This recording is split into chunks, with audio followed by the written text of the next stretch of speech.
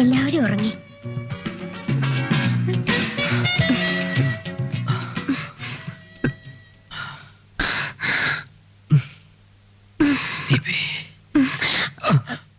ഞാൻ പോട്ടെ. ആരെങ്കിലും കണ്ടാൽ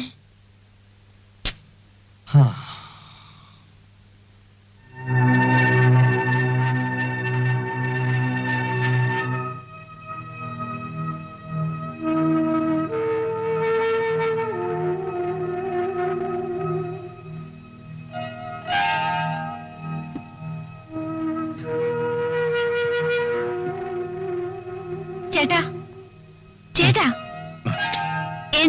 എനിക്കൊരു കാര്യം പറയാനുണ്ട്. നേരം വെളുത്തോ?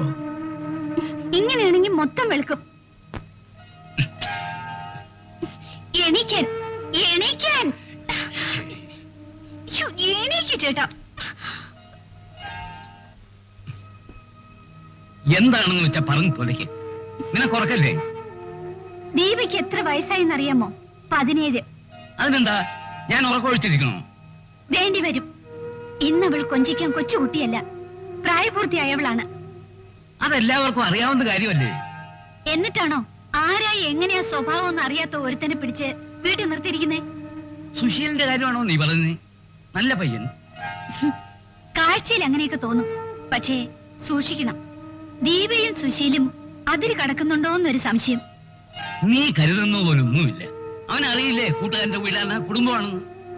എന്തൊക്കെ പറഞ്ഞാലും അധിക നാൾ ഒരുത്തനെ വീട്ടിൽ നിർത്തുന്നത് ശരിയല്ല. ലീവ് കഴിഞ്ഞവൻ പോലെ കുട്ടികൾ മിണ്ടിയെന്ന് കരുതി ഒന്നുമില്ല. നീ അതിന് ദുർവ്യാഖ്യാനം കൊടുക്കാതെ കിടന്നുറങ്ങാൻ നോക്കും.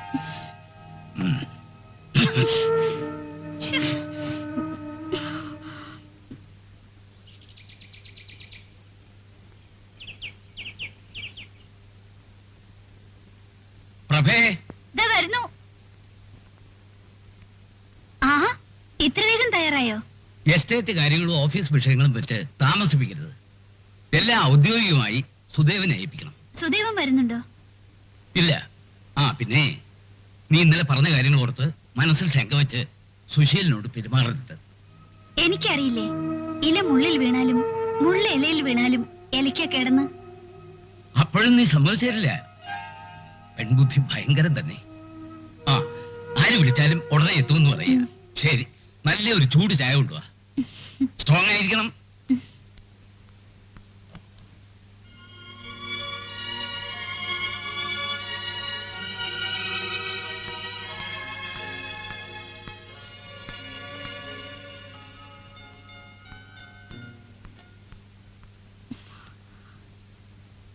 ഇന്നലെ രാത്രി നീ എന്തിനാ സുശീലിന്റെ മുറി പോയത്?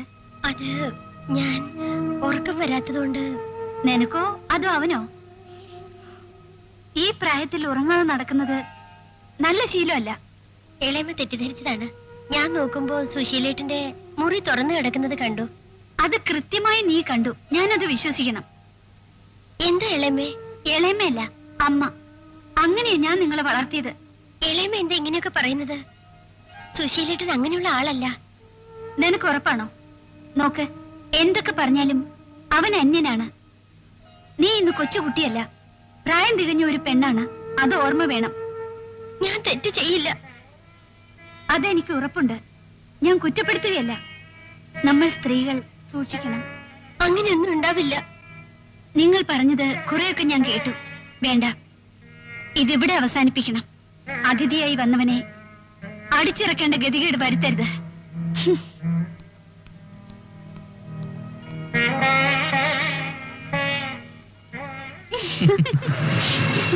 ദീപ വീട്ടിൽ വന്നിരുന്നു. അവൾക്ക് ആകെ സങ്കടമായിട്ടുണ്ട്.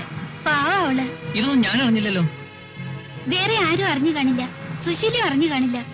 ഒരു തീരുമാനത്തിലെത്താൻ ദീപയ്ക്കാവുന്നില്ല. ഞാൻ എന്താ പറയാ? നീ പറഞ്ഞ അറിവ് മാത്രമേ എനിക്കുള്ളൂ. ഇളയമ്മ അറിഞ്ഞ സ്ഥിതിക്ക് ഇനി അച്ഛനും അറിയും. ഇങ്ങനെ എതിർക്കാൻ മാത്രം എന്താ ഉണ്ടായത്? അവര് രണ്ടാളും രാത്രി സംസാരിച്ചു നിൽക്കുന്നത് ഇളയമ്മ കണ്ടു. അത് തന്നെ. അപ്പോ വഴക്ക് പറഞ്ഞാൽ തെറ്റില്ല. അവനെങ്കിലും കുറച്ച് വിവേകം കാണിക്കേണ്ടതായിരുന്നു. ഓ, പറയുന്ന ആള് നല്ല വിവേകിയാണല്ലോ. എന്നെ കൊണ്ടൊന്നും പറയിപ്പിക്കണ്ട. നീ എന്റെ ധർമ്മപത്നിയല്ലേ, പിന്നെന്താ? ഇതെന്താ ഗന്ധർവ രാജ്യോ? മര്യാദക്ക് താലി കെട്ടിക്കണം. താലിയല്ല, ചങ്ങല തന്നെ വാങ്ങിക്കെട്ടിക്കൊള്ളാം. എന്താ മോളെ? അത് എത്രയും പെട്ടെന്ന് വേണം മോനെ സുദേവാ. അതൊക്കെ നടക്കും. പക്ഷേ ഇപ്പോഴത്തെ പ്രശ്നം ബേബിയും സുശീലും ആണല്ലോ. എന്താണ് അതിനൊരു പോംവഴി? കാര്യം നേരിട്ട് അച്ഛനോട് പറയാ. അച്ഛൻ തീരുമാനിക്കട്ടെ. ഒറ്റടിക്ക് പറഞ്ഞുകൂടാ. പിന്നെ നമ്മുടെ കാര്യം വരുമ്പോ എഫക്റ്റ് ഉണ്ടാവില്ല. അങ്ങോട്ട് സഹായിച്ചാൽ ഇങ്ങോട്ട് സഹായം ഉണ്ടാവും.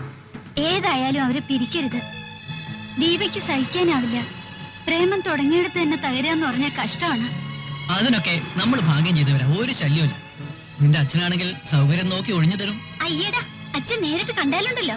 നമ്മൾ എന്തിനാ ടെൻഷൻ അടിക്കുന്നത്? ഉള്ള നേരം കാര്യത്തിലേക്ക് കടക്കാം. ആദ്യം ദീപയുടെ കാര്യം കഴിയട്ടെ. അതൊക്കെ മുറ പോലെ നടക്കും. നീ ഇങ്ങോട്ട് അടുത്ത് വന്നേ. ഏയ്,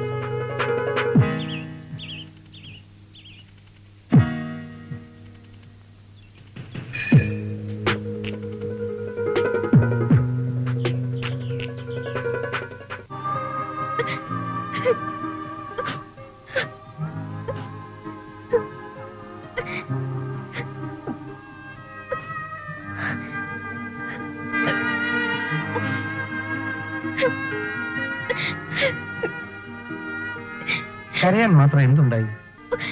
ഇത് ഓരോരുത്തരുടെ പേഴ്സണൽ കാര്യങ്ങളല്ലേ. എളിമയെ എതിർക്കാൻ എനിക്ക് പറ്റില്ല.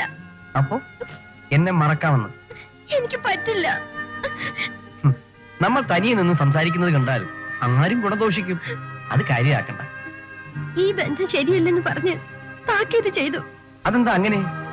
ലോകത്തിൽ ആണും പെണ്ണും കാണുന്നതും സംസാരിക്കുന്നതും സാധാരണല്ലേ? എനിക്ക് സുശീലിനെ മറക്കാൻ പറ്റില്ല. എളിമയെ ധിക്കരിക്കാനും പറ്റില്ല. ഏതെങ്കിലും ഒരു വഴി തിരഞ്ഞെടുക്കണം. സുശീലേട്ടൻ പോകുന്നതിന് മുൻപ് തീരുമാനം ഉണ്ടാക്കണം. അല്ലെങ്കിൽ നിന്നെ എനിക്ക് വേണം. ഞാൻ ഉറപ്പിച്ച കാര്യമാണ്. പക്ഷേ സുദേവനോട് എനിക്കൊരു കാര്യം പറയാനുണ്ട്. അതെങ്ങനെ പറയുമെന്നാണ് എന്നെ വിഷമിപ്പിക്കുന്ന കാര്യം.